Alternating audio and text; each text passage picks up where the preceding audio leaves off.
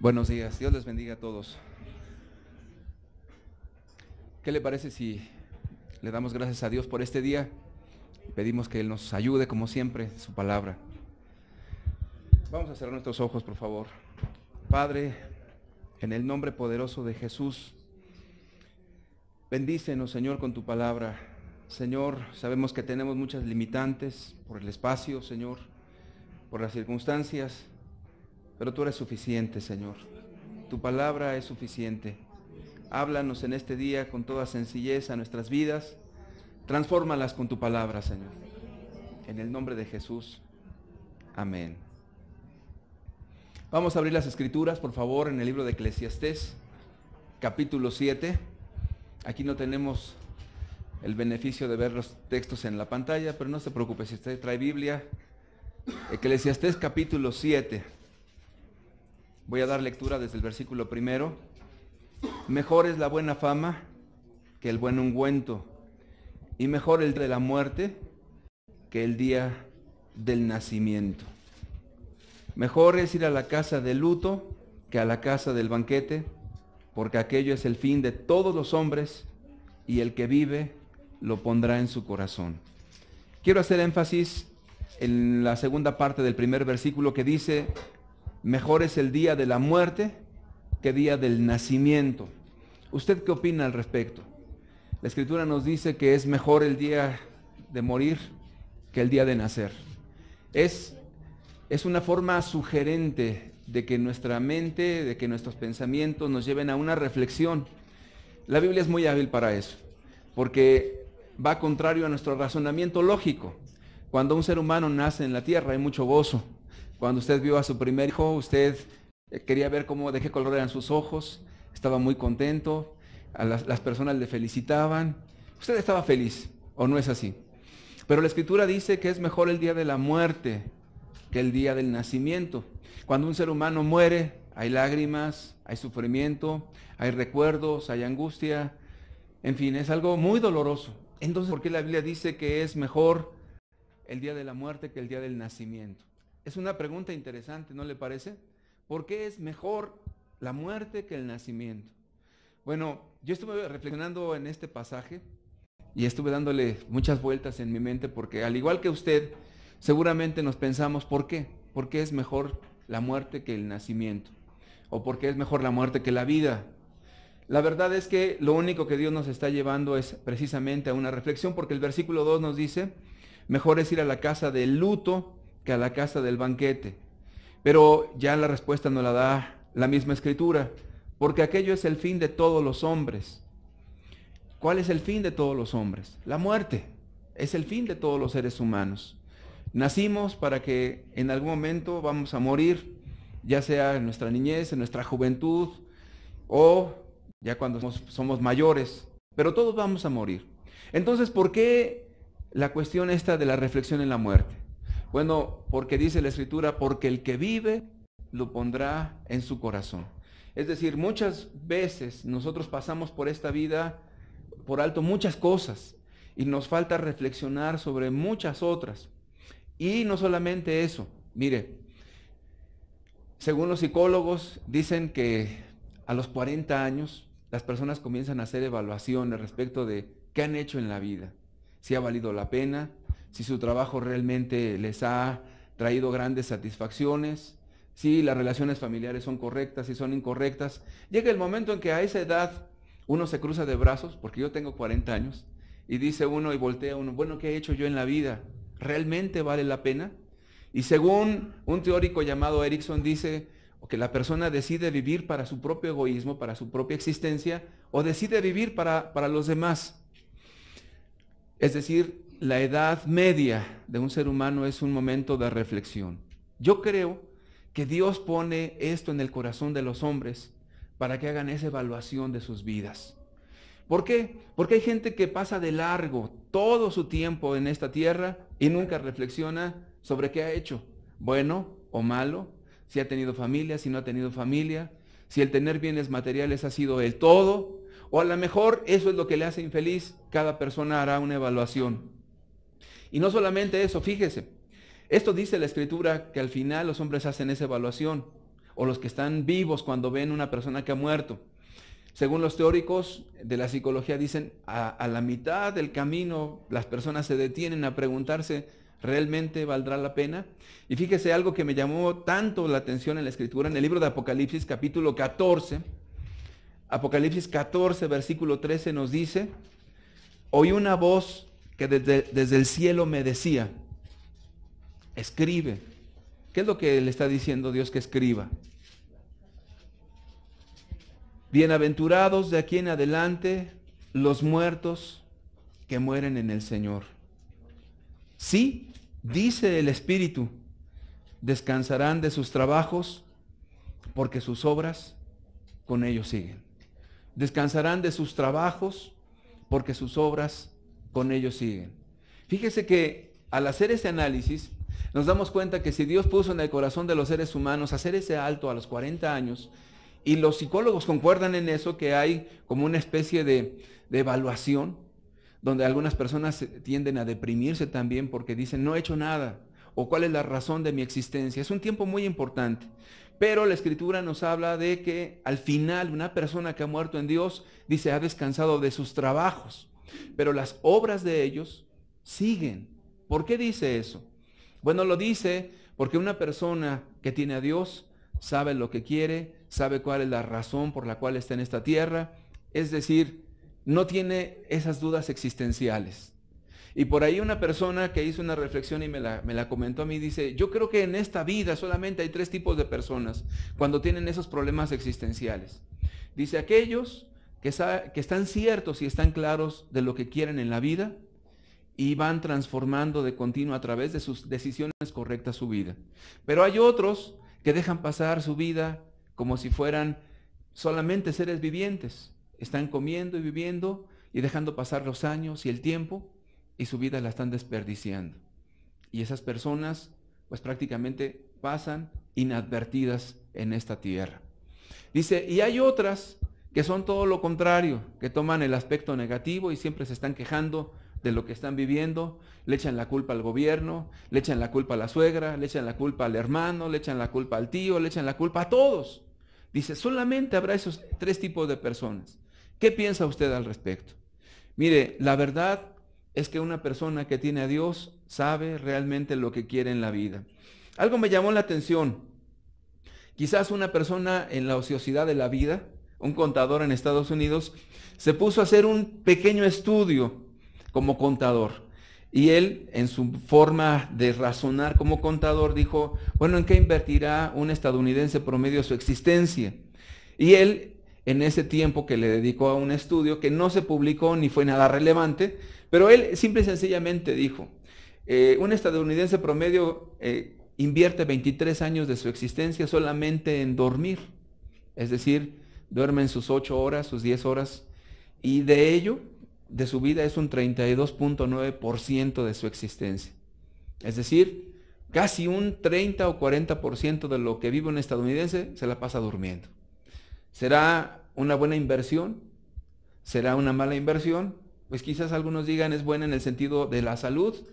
Algunos otros dirán de los que duermen demasiado es malo porque no trabaja o no se esfuerza.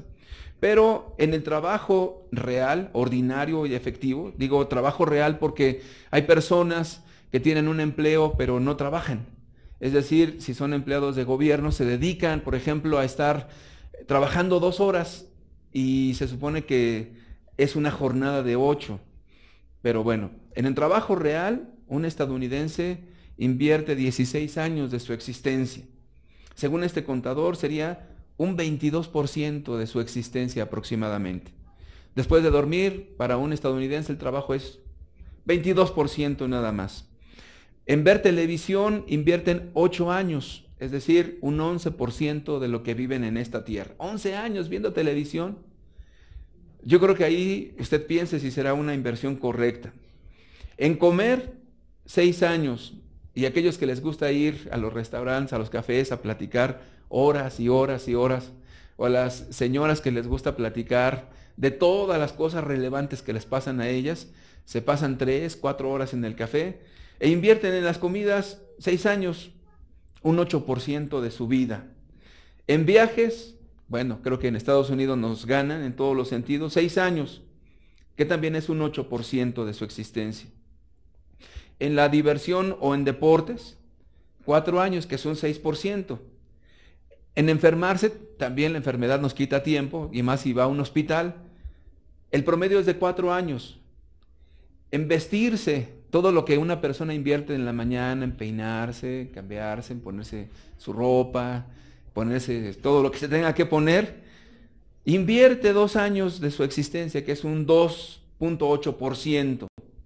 Y algo que le llamó la atención a este señor contador, dice que a los asuntos religiosos, ir a misa, ir con el rabino, con el pastor, es 1.5 años de nuestra existencia. Es decir, solamente el 0.7%. Se suma todo esto y nos da un total de 70 años. Entonces dice este hombre, realmente el cómo vivimos en esta tierra es algo irrelevante. Imagínate, nos la pasamos durmiendo, trabajando, comiendo, vistiéndonos y disfrutando un poco de la existencia, y después te mueres.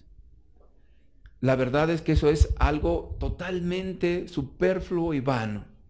¿Usted cree que Dios nos llamó para vivir de esa manera? ¿Usted cree que Dios nos ha puesto sobre esta tierra para vivir solamente como seres biológicos, donde comen, se reproducen, duermen, suplen sus necesidades básicas, llega un tiempo y se mueren? Dios no nos ha puesto en esta condición, porque dice la Escritura que Dios ha puesto eternidad en el corazón de los hombres, que Dios hizo a las personas a su imagen y a su semejanza. Entonces, si Dios ha puesto esto en el corazón de las personas, creo que los seres humanos, si tienen a Dios, tienen un concepto muy alto de la vida y del valor de la misma, y sobre todo del tiempo. Pero cuando una persona no tiene a Dios, está perdida. Y solamente el concepto de estar perdido, muchas personas lo aplican en el sentido pecaminoso. Si decimos que una persona está borracha y que es un alcohólico y que está tirado en la calle, dice, es un perdido. Sí, el concepto es correcto, está perdido. Pero hay personas que no son borrachos y están perdidos. Hay gente que tiene una familia y está perdida. Hay personas que son exitosos en cuanto a lo profesional y están perdidos. Hay gente que no se porta mal y está perdida como quiera que sea. Porque el concepto de perdición es un concepto que tiene que ver no tanto en el sentido moral solamente, sino tiene que ver en el sentido para con Dios. Porque una persona cuando no tiene a Dios pierde el sentido de orientación. ¿Para qué nos puso Dios en esta tierra? La Escritura nos dice que para darle honra y para darle gloria y para vivir para Él. ¿O no es así? Entonces, cuando una persona no tiene este punto de referencia, que es el fundamental, está perdido. Hay religiosos que están bien perdidos. Hay pastores que están perdidos. Hay gente que profesa mucha religión y está perdida. ¿Por qué? Porque el tener a Dios es el bien supremo del hombre. El que una persona esté con Dios es lo máximo que pueda tener, y de allí todo gira alrededor de ello. Pero cuando alguien no tiene a Dios, está perdido, buscando el dinero, buscando las comodidades, buscando el placer, buscando la autosatisfacción en cuanto a los logros personales, buscando el beneficio propio. ¿No dice la Escritura, buscad primeramente el reino de Dios y su justicia, y todo lo demás vendrá por añadidura? Entonces, cuando nosotros los seres humanos vamos buscando la añadidura, vamos buscando el placer, vamos buscando el dinero, vamos buscando el logro personal, estamos perdidos. Y nuestra existencia va a ser una existencia vana. Imagínate a esos hombres que se dedican al narcotráfico. De repente tienen mucho dinero, tienen sus camionetas lujosas, tienen mujeres, tienen buena ropa, tienen dinero a montones, pueden viajar a donde quieran y de repente todo lo tienen. Pareciera eso como una bendición suprema, donde ha encontrado el máximo de su existencia. Después de un tiempo, esa camioneta ya no logra satisfacer como lo hacía antes. El placer que tenía ya tampoco le satisface como antes. Y el dinero tampoco. Y entonces, ¿sabía usted que este tipo de personas entran en terribles depresiones, en crisis? ¿Por qué? Porque eso es engañoso. Porque el pecado es engañoso. Porque cuando una persona no tiene a Dios, estará buscando algo de continuo y no lo va a encontrar. Y cuando dice, ya lo encontré, resulta que después está más perdido que antes. Es, irónicamente hablando, como cuando usted pone una trampa para moscas, no sé si las ha visto, es como un pegamento en una cinta. Usted pone la cinta y entonces la mosca viene y se para ahí, en la cinta. Y entonces algo le atrajo de esa cinta, el sabor, la consistencia, pero algo le atrajo y pegó la mosca en la cinta. Entonces la mosca dice, esta es mi cinta y aquí me voy a quedar. Y entonces cuando la mosca se quiere ir, la cinta le dice, no mosca, tú eres mía. Exactamente así ocurre. Cuando las personas no tienen a Dios, como que de repente encuentran un satisfactor, algo que les produce un bienestar tan grande, que por ejemplo alguien que dice, es que yo necesito al hombre de mi vida o a la mujer de mi vida, lo logran tener y de repente dicen, ahora sí, soy inmensamente feliz, para después darte cuenta que no eres inmensamente feliz, ni has obtenido todo aquello que tanto anhelas en tu existencia. Qué terrible es cuando Dios no está en nuestros corazones y en nuestros objetivos, como objetivo y meta principal. Qué tristeza. Pero cuán importante es poner a Dios en primer lugar. Vamos al libro de Efesios, por favor. Efesios capítulo 5.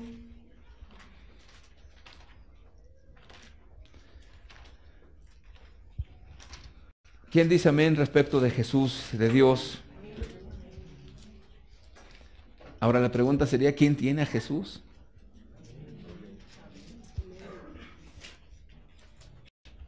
Vamos a leer Efesios capítulo 5.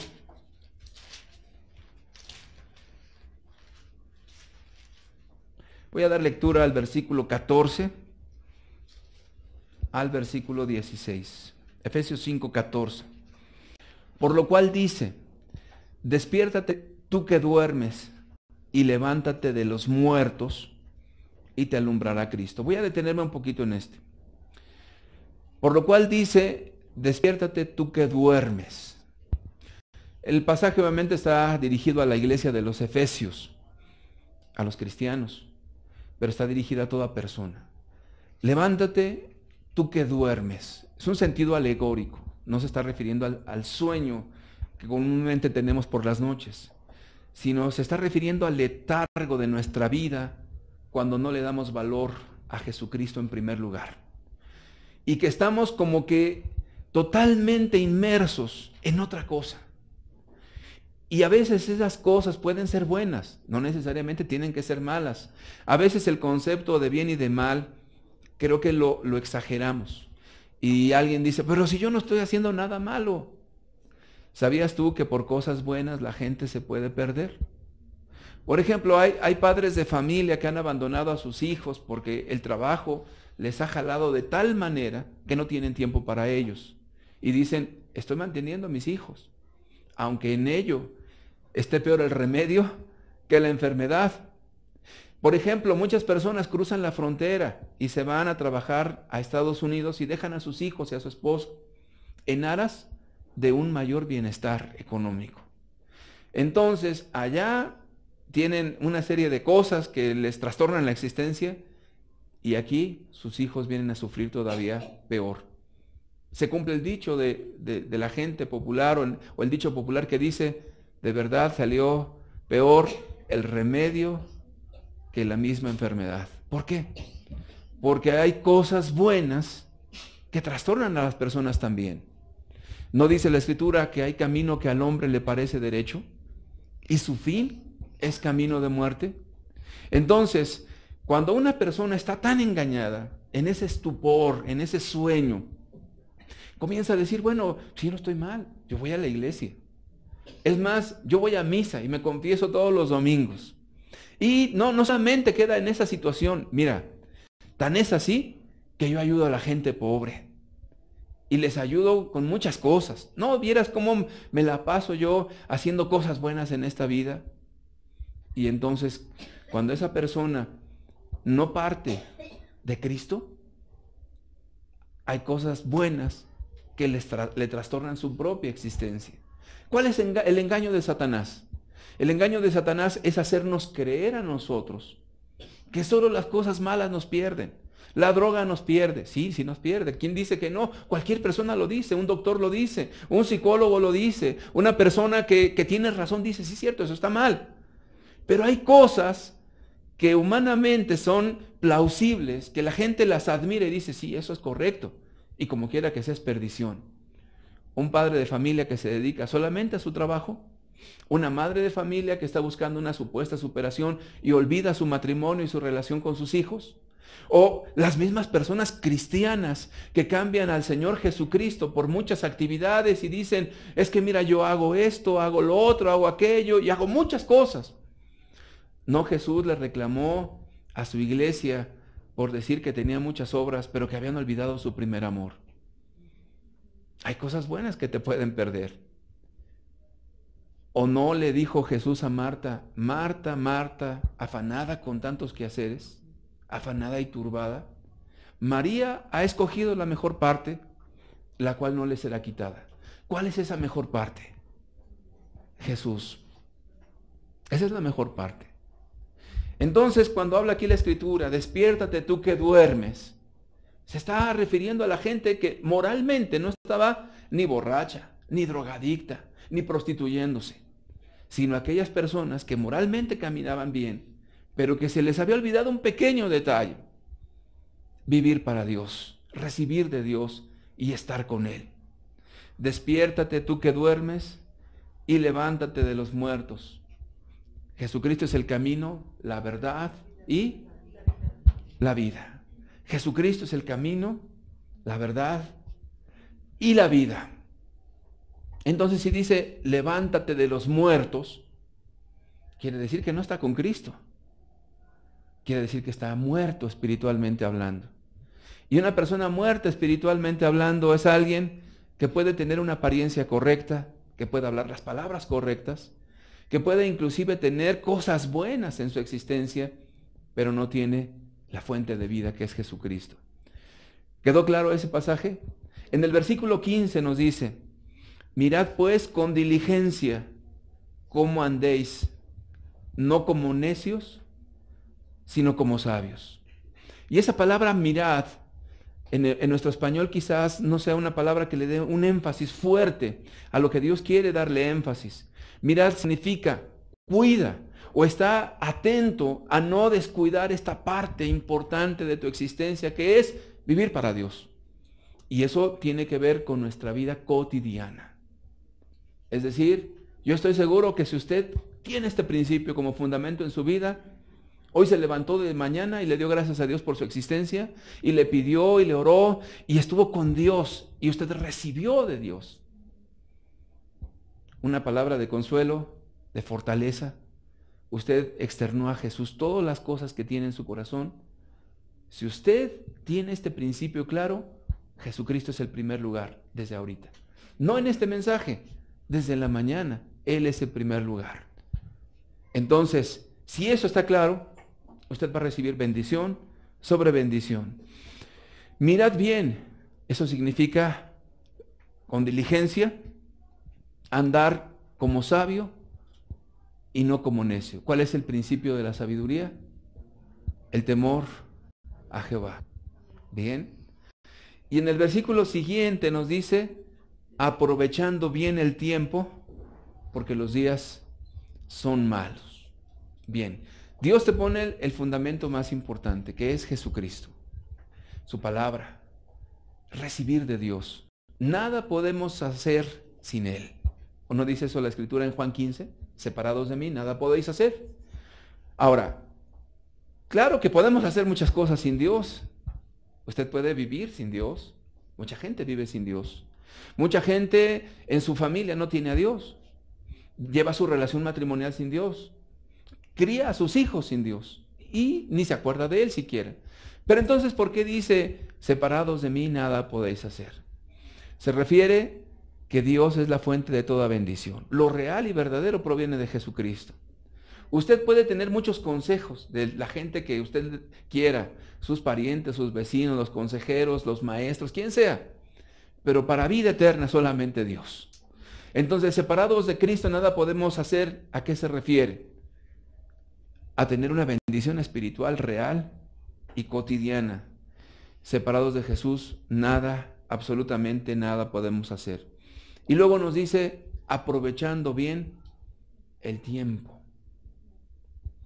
El tiempo es un valor que Dios le ha asignado. ¿Sabía usted que el tiempo es una invención de Dios? Muchas veces nosotros los seres humanos tenemos tanta arrogancia que decimos, no, nosotros hicimos los calendarios. El calendario gregoriano, por ejemplo.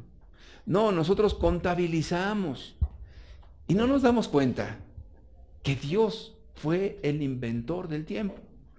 Léalo usted en la Biblia, desde el Génesis, cuando Dios hizo el primer día.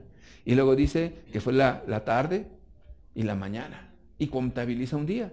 Y luego después de los 6 días dice que el séptimo día reposó Dios y que hizo una lumbrera para alumbrar de día y la lumbrera para alumbrar de noche, la lumbrera menor que era la luna. Y también nos habla de estaciones. Y nos habla de una cosa interesante que se llama la eternidad. Cuando usted lee el libro de Apocalipsis nos dice, y el tiempo no será más. Es decir, el tiempo es una invención de Dios, no es una invención nuestra.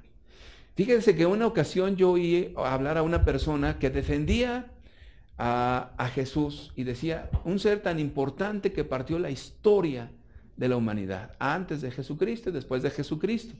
Qué interesante, pero yo creo que aún eso todavía le queda un poquito abajo a Jesucristo. Él no partió la historia, Él la inventó. Él puso las estaciones, de Él son todas las cosas.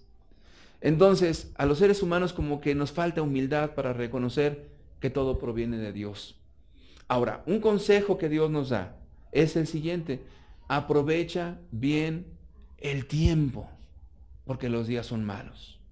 También en el libro de Eclesiastés nos dice la Escritura que hay un tiempo para todo, ¿o no es así? Y nos habla de cosas tan sencillas como dice, hay tiempo de abrazar y tiempo de abstenerse de abrazar. ¿Le interesará a Dios los abrazos? Yo creo que sí. Pero lo importante que queremos sacar de aquí es cómo Dios tiene cuidado de cada cosa. Y si usted se fija, todo tiene su tiempo en esta vida. Hay una etapa reproductiva, pero a ver, dígame, ¿cuántas personas, a excepción de Sara, que fue milagrosamente que tuvo un hijo, quién puede tener hijos después de los 60? O después de los 70. Quizás el varón sí, pero en la cuestión de las mujeres hay un tiempo, y en los hombres también. Porque Dios estableció todas las cosas en su tiempo. Y la Biblia nos dice que Dios hizo todas las cosas bellas en su tiempo.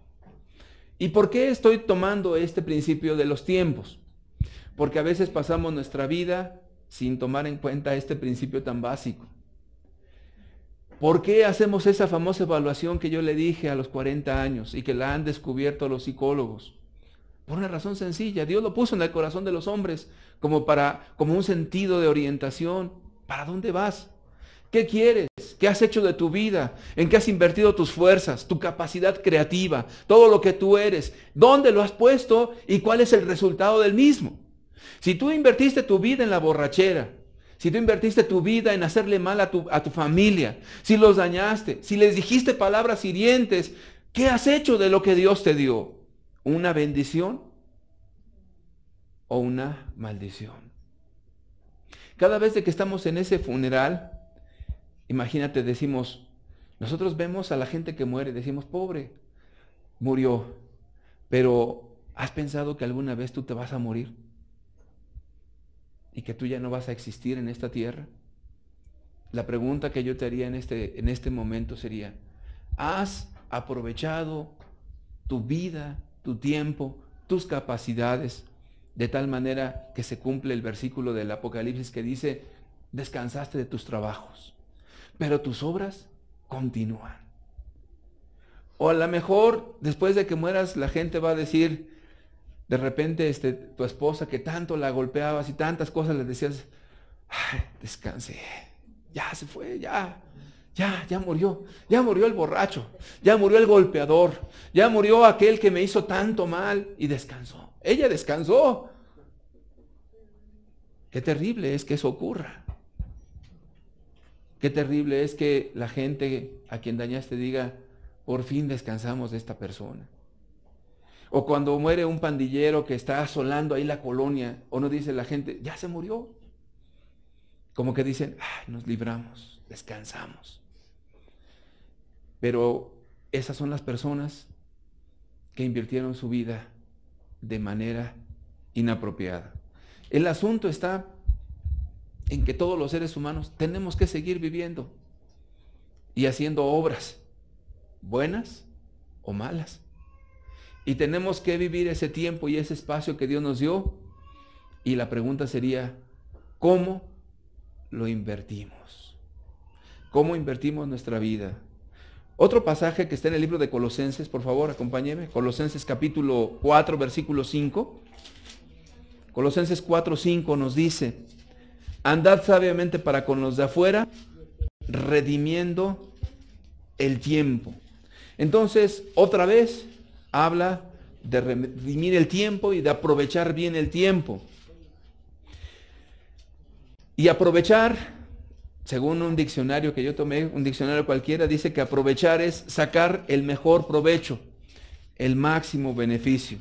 Redimir el tiempo es otro concepto, es comprar oportunidades.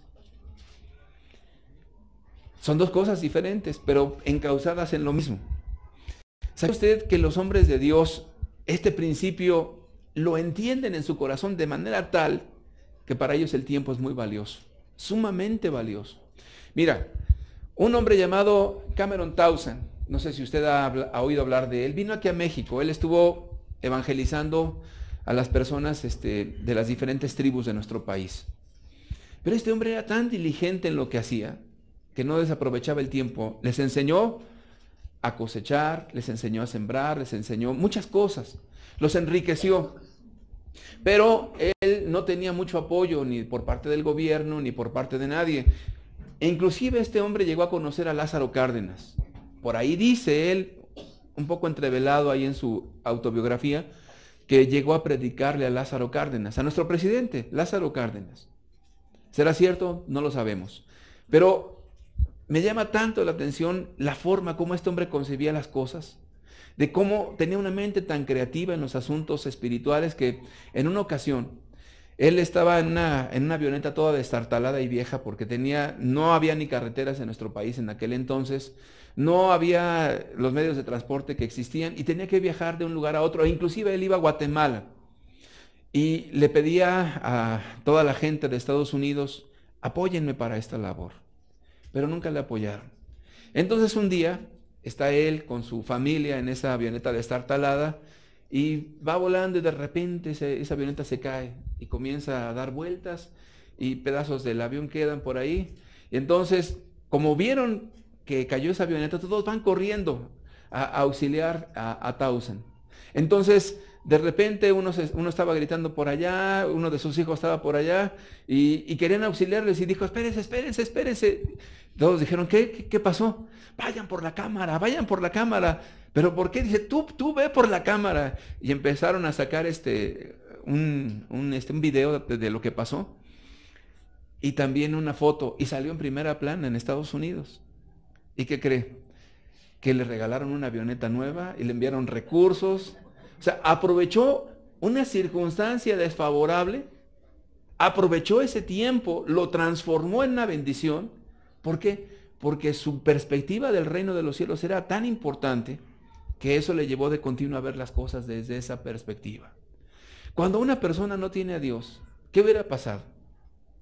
Se pone a estar triste, se pone a deprimir, de por sí no tengo nada, mire lo poquito que tengo, ahí está, mira, ya no. Bueno, ¿y Dios existirá o no existirá Dios? Y si Dios existe, ¿por qué no me ayudó? Y si Dios estuviera conmigo, entonces, a lo mejor se me hace que es un juicio. No, y empezaría la persona ahí a estar dándole vueltas a una maraña de situaciones. ¿Por qué?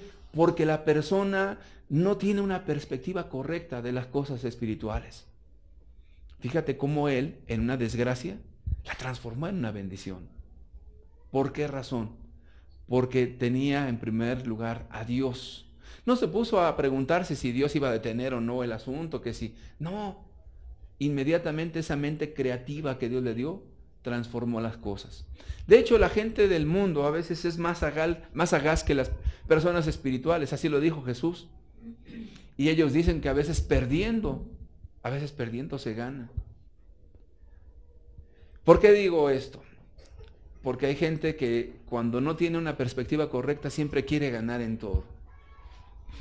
Y en el matrimonio a veces conviene perder, darle la razón a la esposa cuando la tiene. ¿Por qué? Porque eso gana una mayor afectividad entre las personas.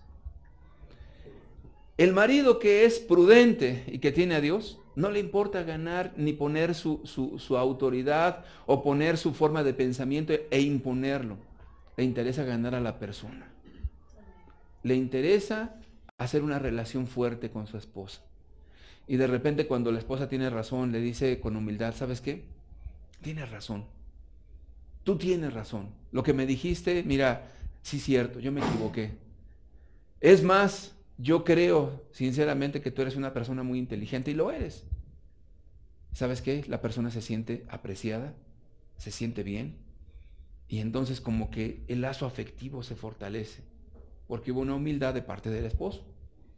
Pero imagínate dos que se empiezan a chocar uno contra otro y tú eres una necia y tú no te sometes. Mira, aquí dice la Biblia que te sometas y tú estás bien rebelde.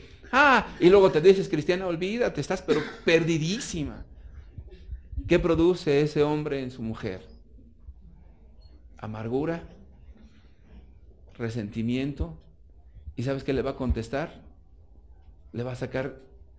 Yo he visto que en las mujeres, y lo digo con respeto, un varón le dice un argumento, una mujer le saca 10. Un hombre saca un argumento, una mujer te saca 10. Entonces, de verdad se los digo.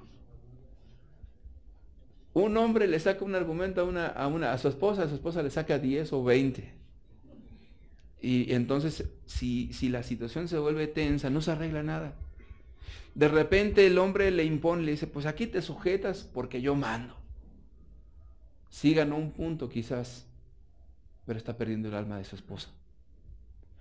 Cuán importante es que las personas sepan tener esa perspectiva de transformar las cosas para bien, siempre.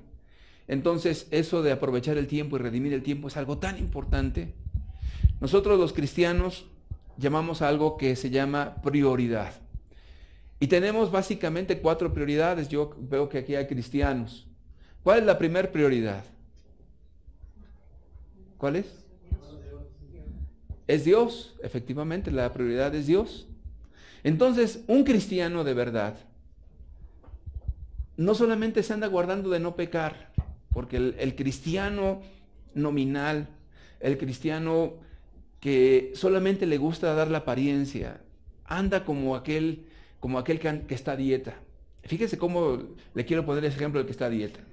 El que está a dieta, de repente ve un pastelito ahí y dice, ay, no me lo quiero comer. No, pues, ya estoy engordando. ¿Cómo? Pero, ¿y si le doy una mordidita? Yo me he propuesto que voy a tener dominio propio, pero bueno, creo que en esta ocasión puedo hacer una excepción. Se come el pastel. Y de repente de que se come el pastel anda, ay, ¿cómo es posible? Me comí el pastel. Y yo me había propuesto no hacerlo. Y en esa condición tan esclavizada, esa es la condición de un esclavo. No tiene a Dios. Eso se llama estar reprimido. Eso se llama estar solamente en un asunto de medio estar cuidando las cosas y las haces y te condenas y estás en esa situación verdaderamente fatal. ¿Por qué? Porque no tienes a Dios. Entonces una persona que no tiene a Dios está como ese cristiano nominal. ¿Sí lo hago? No lo hago. Ay, no quiero ser tentado. No voy a ver. Bueno, y de repente empiezan las condenaciones. Qué terrible cuando una persona vive en ese estado de esclavitud. Entonces, un cristiano verdadero se da cuenta que toda fuente de poder proviene de Jesucristo. ¿No dijo Él que confiemos, Él ha vencido el mundo? Y como Él venció, también, ¿quién? Nosotros vencemos. Como Él es victorioso, nosotros estamos en la victoria también que Jesucristo ganó. Obviamente también ponemos nuestra parte, pero todo proviene a través de la fuerza que hay en Jesucristo. Y fíjate que cuando una persona sabe eso, se da cuenta que para todas las cosas necesita la bendición de Dios. Pues la Escritura dice que la bendición de Jehová es la que enriquece y no añade tristeza con ella. ¿Se está refiriendo solamente a Dios a las cuestiones monetarias? No, se está refiriendo a todo. La bendición de Dios es la que te favorece y no añade tristeza con ella. Mira, yo tengo tanto miedo, y lo digo con mucha honestidad, no es falsedad. Tengo tanto miedo de llevar una relación inapropiada con mi esposa. Por eso en las mañanas siempre le digo, Dios, tú has dicho que te ame a ti y a mi prójimo como a mí mismo. Ayúdame a llevar una relación adecuada con mi esposa. Señor, si hay algo que me moleste, ayúdame a dar una sonrisa. ¿Por qué? Porque sé que yo puedo fallar. Porque estoy consciente de que yo puedo reaccionar. Porque yo estoy consciente que puedo atropellar a mi esposa y pasar por sus derechos y sentirme a tal grado que yo pueda ofenderla. ¿Y sabes qué?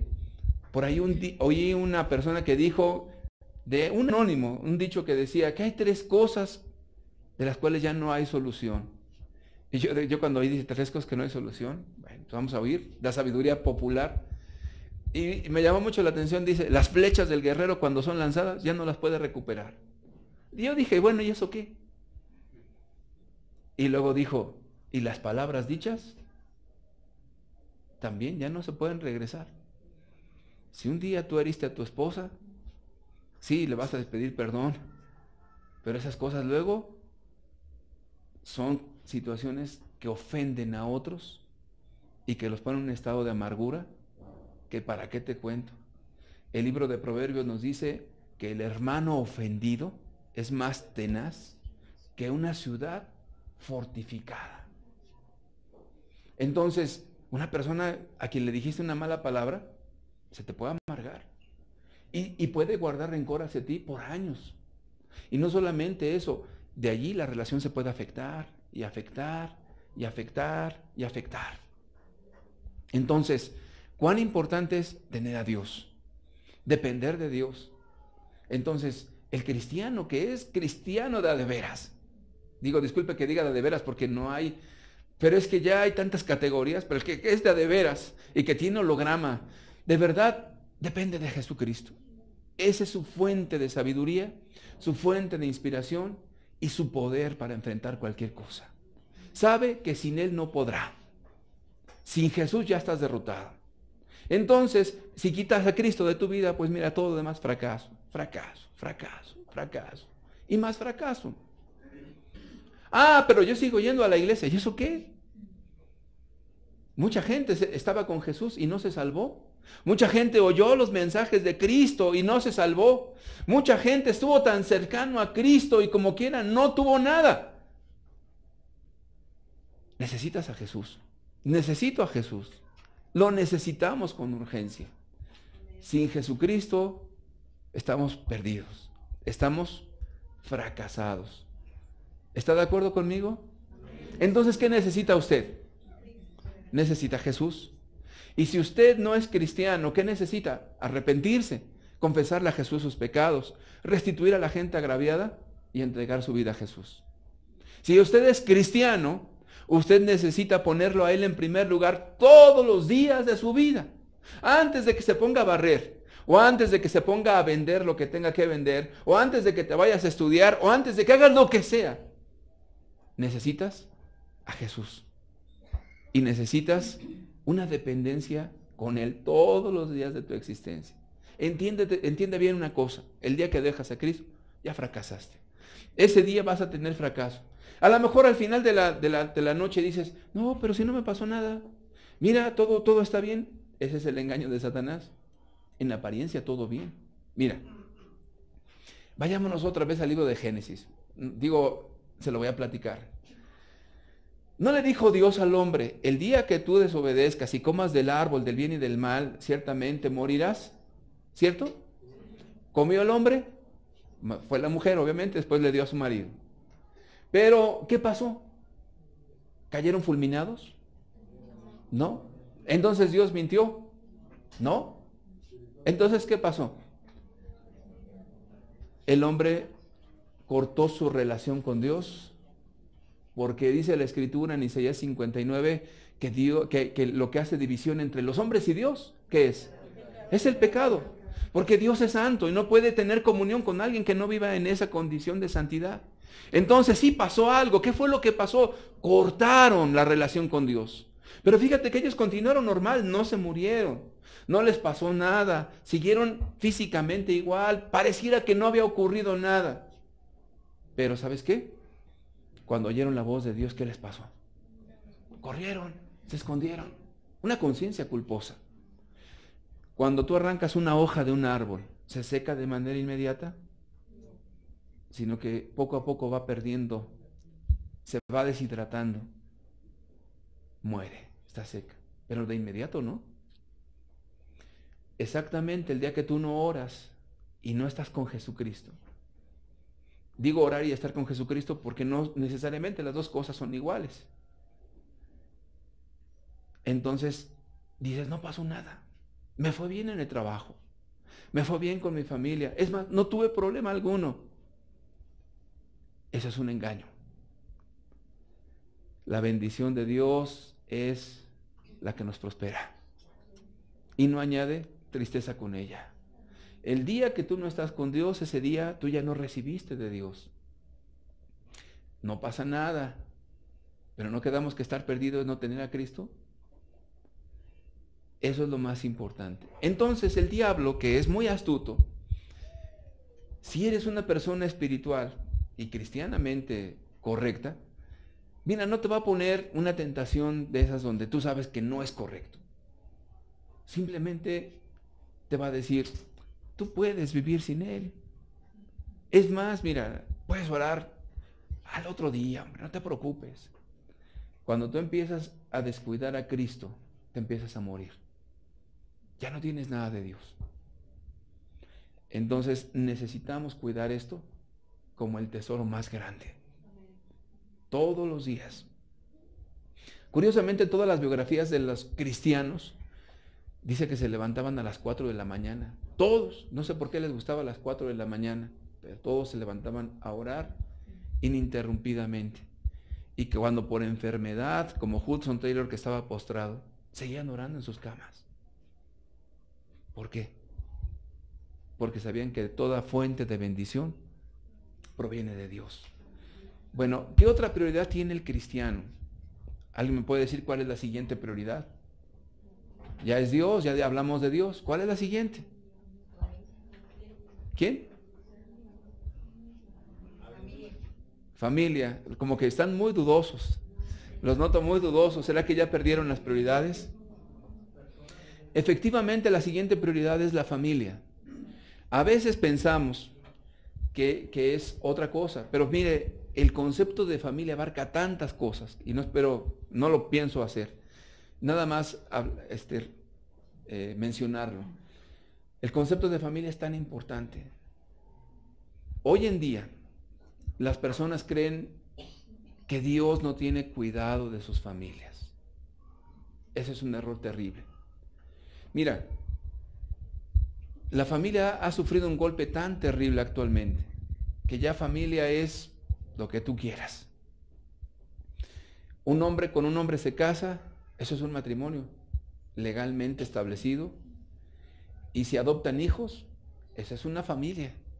Y si comienzan a alquilar un útero para tener hijos, como lo hizo Elton John, pues ya es una familia. Bueno, el mundo tiene sus propios conceptos, Dios no. Por tanto, dejará el hombre a su padre y a su madre y se unirá a su mujer y serán una sola carne. Y de ahí se forman las familias. Bien. Entonces, ¿sabes qué? El día que tú llegues a la presencia de Dios, Ahora, no te preocupes si eres cristiano o no eres cristiano, todos vamos a estar delante de Dios. Por si alguien dice, no, yo no voy a estar, no te preocupes, todos vamos a estar. Pero yo soy ateo, no te apures, también vas a estar. Pero yo no quiero, no te preocupes, todos vamos a estar delante de Dios. Y entonces, algunas personas comenzarán a decir, pues yo no soy ratero. Yo, la verdad, a nadie he matado. Yo, la verdad, a nadie he hecho ninguna maldad. Cosa curiosa. Fíjate que en una ocasión un pastor, un predicador o evangelista, no sé qué era, llegó con un grupo de predicadores y les dijo,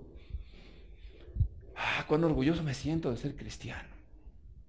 He levantado iglesias en muchos estados de esta república. ¿Vieras cuánta gente ha llegado a los pies de Cristo por el santo ministerio que Dios me permitió a mí? Y hay alguien por ahí, quizás un poco ignorante, le preguntó, oye, ¿cuánto llevas sirviendo en esto? No, toda mi vida. He estado tan consagrado al Señor que estoy viajando de continuo. No tengo tiempo para muchas cosas. Entonces, esa misma persona sencilla le dijo, ¿y la relación con su esposa bien? ¿La relación con sus hijos bien? El hombre se quedó callado, como que congelado por algún momento. Agachó la cabeza y dijo, es que mi esposa me abandonó y mis hijos me dejaron.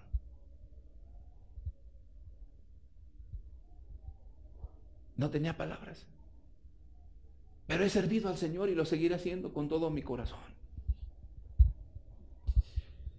Qué curioso, que pensamos que Dios no tiene cuidado de nuestras familias. No sabemos que lo primero que Dios nos va a preguntar después de nuestra comunión con Él, ¿cómo está nuestra familia? ¿Cómo bendijimos a nuestra esposa, a nuestros hijos? ¿Cómo llevamos nuestra relación con ellos? ¿O no la ley de Dios se resumía en amar a Dios y a nuestro prójimo como a nosotros mismos? Y la palabra prójimo significa próximo. Y no significa eso entonces que si es próximo, quiere decir que mi esposa es la más cercana y después mis hijos. Entonces el cómo los traté y el cómo los amé y el cómo me di por ellos, eso es realmente ser cristiano. Lo demás es falsedad. Bueno, en ese sentido, imagínate nada más lo que Dios nos va a preguntar. ¿Cómo nos llevamos con nuestra familia? ¿Cuánto bendijimos a nuestra familia? ¿Y cómo tiene cuidado Dios de todas las cosas para los hijos? El que no trabaje, que no coma. El que no provee para los suyos es peor que un incrédulo y ha negado la fe. Y en ese sentido, imagínate, ¿quieres ver qué tan espiritual es una persona? Fíjate cuánto ha invertido en su familia. ¿Cómo se lleva con ellos? ¿La familia implica mucho? Implica mucho. Porque ahí en la familia debemos de aprender a perdonar, debemos de saber amar, debemos de dar ejemplo. ¿O no es así que pareciera que en muchos casos la familia como que es una especie de otra circunstancia, otra atmósfera? ¿Y por qué le digo otra atmósfera? Porque hay muchos jovencitos que tienen ya mucho razonamiento y dicen, yo no entiendo cómo mi papá o mi mamá van a la iglesia. Y en la iglesia, mira, todo de maravilla, todo le sonríen y todo es Dios te bendiga. Mira, y en la casa llegan y se ponen unos pleitononones, se faltan al respeto y gritan que yo no entiendo cómo es eso. Y entonces dicen, la verdad, ¿eso es ser cristiano? Qué interesante, porque quiere decir que las personas a veces tienen una doble o triple o cuádruple vida. Porque dicen, bueno, en mi casa pues sí soy de otra manera y aquí soy de otra. Obviamente en las cuestiones de relación debemos de relacionarnos diferente con todas las personas. En una cuestión de trabajo, bueno, voy a ser más respetuoso con las personas porque es una relación de trabajo. Y en la relación familiar es más cordial, más confianza. Eso está bien. Pero de la confianza no quiere decir pecado. La confianza no quiere decir faltas de respeto. La confianza no quiere decir palabrotas. La confianza no quiere decir malos ejemplos. La confianza no quiere decir dañar al otro. Eso no es confianza. Eso es abuso, eso es pecado.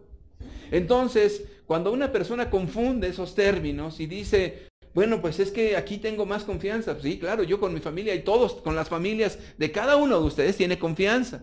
Pero no confundas la confianza con una vida pecaminosa. Reír no es pecado. Hacer bromas no es pecado.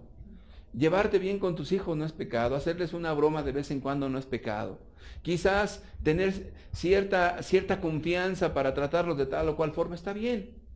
Pero de eso a que una persona diga palabras groseras, de eso a que la persona se transforme haciendo cosas indebidas, eso es otra cosa.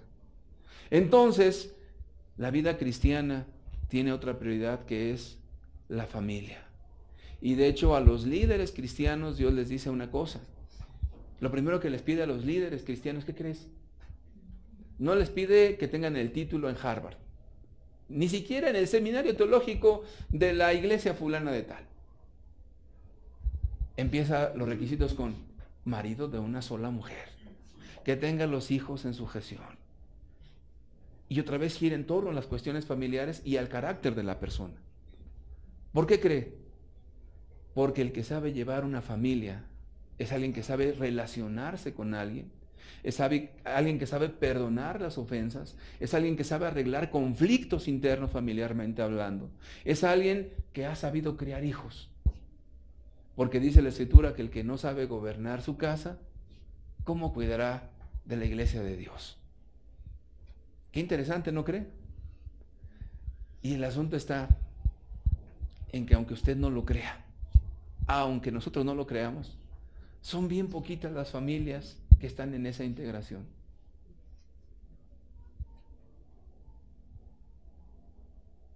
Dios es bueno y sabe lo que pide. Porque a lo mejor, como muchas veces en las cuestiones religiosas, se ha malinterpretado. El que está al frente tiene que ser un estudiado y erudito en griego, latín. Como una ocasión hubo un cura que estaba solivantando al pueblo contra un pastor. Y desde la parroquia les decía, pues miren, para ser un verdadero líder espiritual hay que saber griego, hay que saber latín, hay que estar en el seminario 4 años. Hay que estar sirviendo en la Santa Madre Iglesia. Y así decía. No reciban a nadie porque deben de saber latín, deben de saber griego. Es irónico, pero esa idea de la cuestión académica solamente, yo no digo que esté mal, aclaro, solamente digo que poner nuestra confianza en eso es como poner nuestra confianza en algo que se cae solito. Dios es más sabio que todos los hombres y dice que para que un líder espiritual sea respaldado por él, tiene que tener su familia en orden. No es nada fácil. Usted voltea a ver todas las familias, divorcios. Y no estoy juzgando a la gente que se ha divorciado por razones lícitas como marca la Escritura. Es algo complicado. Pero divorcios, hijos insujetos, problemas de alcohol, de drogas, de violencia. Pareciera que queremos poner la atención en otras cosas. No, es que sabe hablar bien. No, es que ha logrado muchas cosas en lo académico. No, es que ha logrado mucho dinero. No, es que tiene casas y bienes. No, eso es importante. No, tranquilo. Dios nos lleva en un orden. Él, nuestra familia, y luego, ¿qué más? ¿Qué otra prioridad tenemos los cristianos? Nuestra relación con nuestros hermanos en Cristo. Somos una familia en Cristo. El cómo nos llevamos con ellos, el cómo los tratamos, el cómo nos relacionamos con la gente que conocemos y estamos en la iglesia. ¿No dijo Jesucristo que un mandamiento nuevo nos dejaba? ¿Qué mandamiento nuevo era eso? Que nos amemos unos a otros como Cristo nos amó. Qué fácil, ¿verdad? Pero fíjate que estando en la cruz, Jesús, en la cruz del Calvario, usted lea, por ejemplo, esa parte donde dice, refiriéndose a Juan, ¿qué le dijo Juan? ¿Qué le dijo Jesús a Juan cuando estaba ahí María, su madre? ¿No se acuerda de ese pasaje? Le dijo a Juan, he ahí a tu madre. ¿Y a María qué le dijo? He ahí a tu hijo. Y dice que desde aquel día que recibió a María en su casa. Es decir, que Jesús no le dio toda una lista de cosas por hacer. sino más bien el amor. Entonces Juan entendió que debía de amar a María como si fuera su propia madre. Y desde aquel día la recibió en su casa. Se fue a vivir con él. Y la amó y le sirvió. ¿Por qué hay tanto conflicto entre cristianos? ¿Por qué hay tanta división entre los cristianos? ¿Por qué hay tantas situaciones entre ellos? ¿Sabes cuál es el problema? La falta de amor, la falta del Espíritu. Cuando no está el Espíritu reinando en una persona, entonces no hay solución a los conflictos planteados, porque no hay amor. ¿O no dijo Jesús que el amor nunca deja de ser? ¿O no cuando llegó Pedro, cuántas veces debo de perdonar a mi hermano que peque contra mí? ¿Hasta 7? O sea, el hasta como diciendo Pedro, ya 7 es mucho, Jesús. Entonces Jesús le dijo, no, Pedrito, no hasta 7, hasta 70 veces 7, válgame Dios. 70 veces 7 debo de perdonar a mi hermano, sí, hasta 70 veces 7. Entonces, prácticamente la relación entre los hermanos no se rompe por el fundamento de la Escritura. ¿Quiénes la rompen? Aquellos que no quieren amar. ¿Quiénes rompen ese vínculo? Aquellos que no están dispuestos a caminar conforme a la voluntad de Dios. Por eso a la iglesia se le llama la familia de Dios. Cuando está el hijo pródigo se fue, ¿cierto? Pero cuando arrepentido regresa, ¿se le recibió? ¿Por qué? Porque el amor nunca deja de ser. En ese sentido, si estamos dispuestos a ser cristianos, debemos de saber sobrellevarnos los unos para con los otros. Debemos de perdonarnos. Y si alguno, dice la Escritura en el libro de Gálatas capítulo 6, es sorprendido en alguna falta,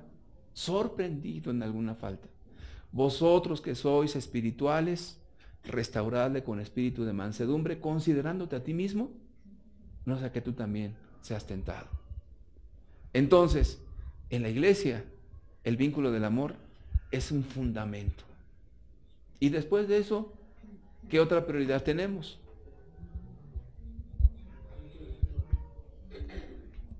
La gente en general, la gente que nos rodea. Tenemos un compromiso con las personas. Bien. Esto es importante, porque los partidos políticos dan la torta para que le des el voto. ¿No es así? Y en este mundo hemos aprendido una cosa. A mí nadie me da nada si no es que trae algo entre manos. Algo quiere de mí, algo me quiere sacar. Pero cuando tú eres cristiano, ayudas a tu prójimo.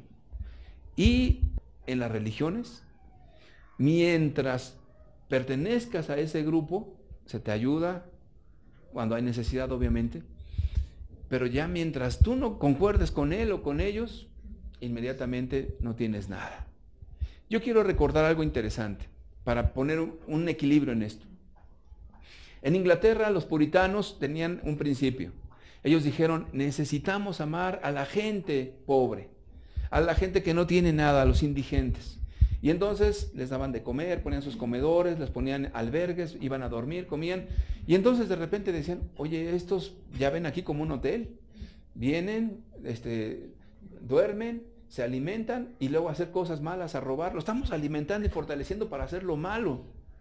Entonces dice, ¿cómo vamos a amar a estos indigentes? Y entendieron que amar a una persona no es darle dinero, sino enseñarle a trabajar. Y fíjate qué curioso. Estos puritanos que aprendieron de su experiencia en su corazón de amar, dijeron, estamos haciéndoles un mal a estas personas.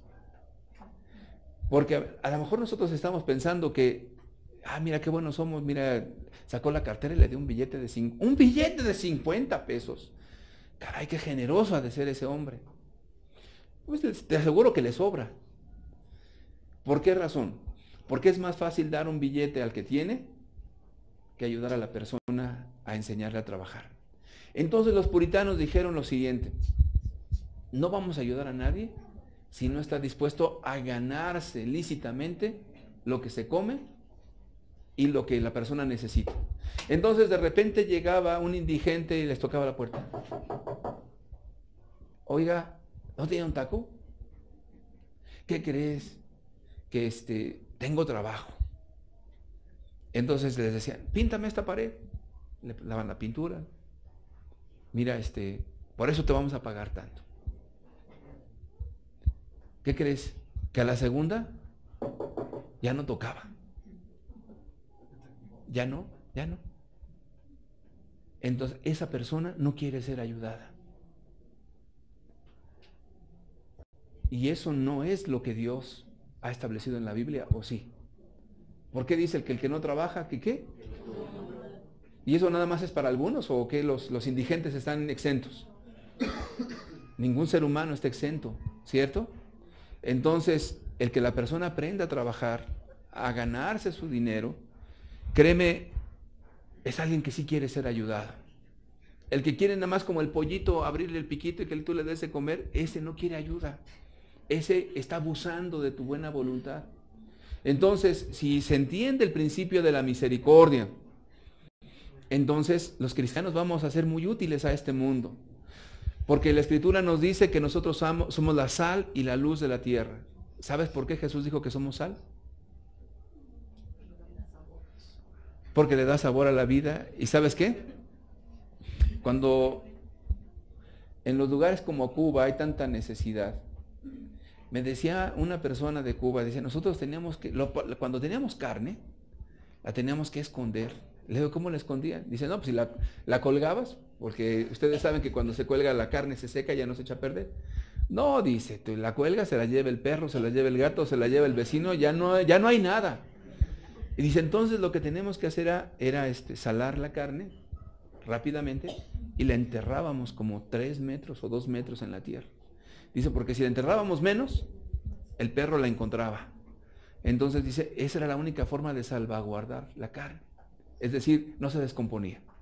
Entonces la sal detiene el proceso de descomposición. Entonces, si nosotros aplicamos ese principio como iglesia, como cristiano, si yo le doy de comer a un indigente solamente, y si estoy ahí con el que le echa lumbre, y le digo, pues mira, sí ten dinero, y no está trabajando, yo no estoy ayudando a esa persona, la estoy corrompiendo. Si de repente esa persona que trae su tiner y tú le das dinero, tú la estás corrompiendo, le estás dando más, la estás hundiendo más. Si tú le das al policía corrupto que te detiene, jefe, déjame ir, ¿no? Ahí le van 20 pesos. Bueno, yo creo que a lo mejor con 20 pesos no quedan. Ya le doy para el refresco, dice, pero mi refresco los tomo en Cancún o luego voy a Europa. Entonces, la persona que le está dando a ese ser humano, lo está corrompiendo. Si tú le das dinero a un policía corrupto, tú lo estás corrompiendo. Y en Estados Unidos, si tú haces eso, bueno, cuando se hacía justicia, no sé ahora, tú eres el que puedes tener un delito, porque estás cometiendo un delito que se llama cohecho.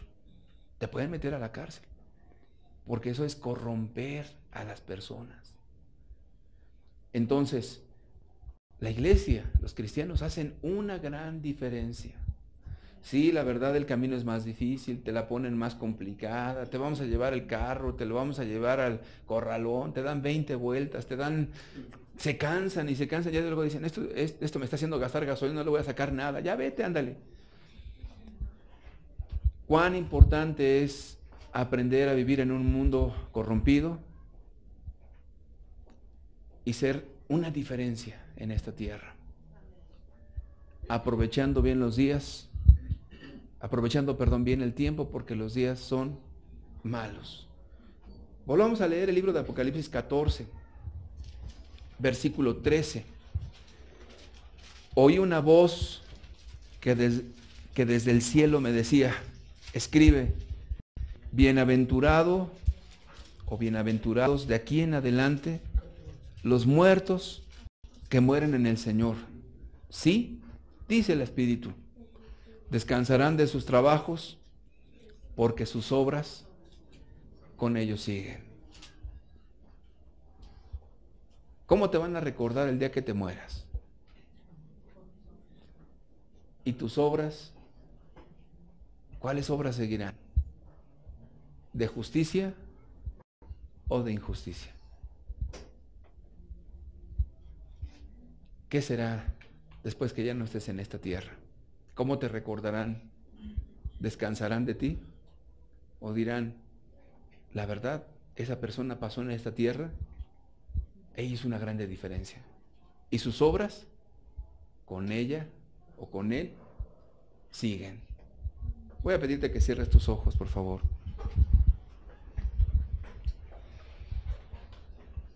La Escritura dice que aproveches bien el tiempo, porque los días son malos. Hay un tiempo para todo, dice la Escritura. Tus niños, de aquí a pronto, ya no serán niños.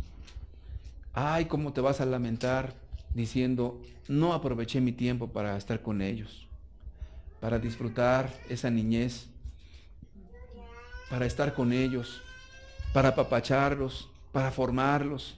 Cómo los entregué a la televisión y los dejé allí. Cómo me dediqué nada más al trabajo y descuidé a mi familia. Ya mis hijos son jóvenes y andan en la droga. Cómo desperdicié mi tiempo. Cómo desperdicié ese tiempo tan precioso con mi esposo. Nos dedicamos a pelear, a amargarnos. Todo tiene su tiempo en la vida, dice la Escritura. Tiempo de esparcir piedras y tiempo de recoger piedras. Tiempo de esparcir, de esparcimiento. Tiempo para estar con tu familia tranquilamente.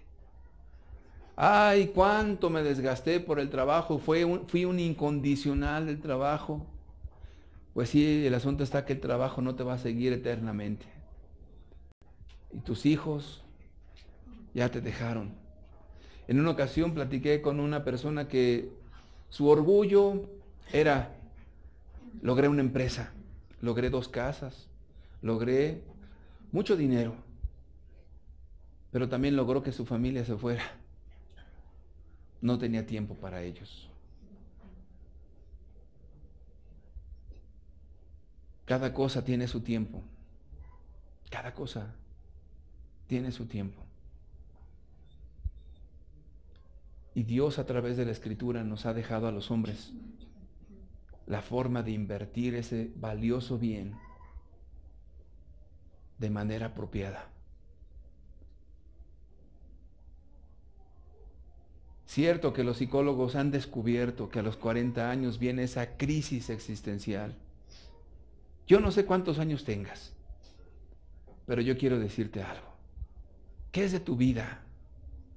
Y no te estoy diciendo que tengas que ser exitoso en logros académicos, ni te estoy diciendo que hayas hecho una fortuna, no. Te estoy preguntando qué has hecho del tiempo tan valioso que Dios te ha dado. ¿Qué has hecho de tus fuerzas? ¿Qué has hecho de tu mente, de tu creatividad? ¿Qué has hecho de esa salud que Dios te ha dado? ¿Qué decisiones has tomado?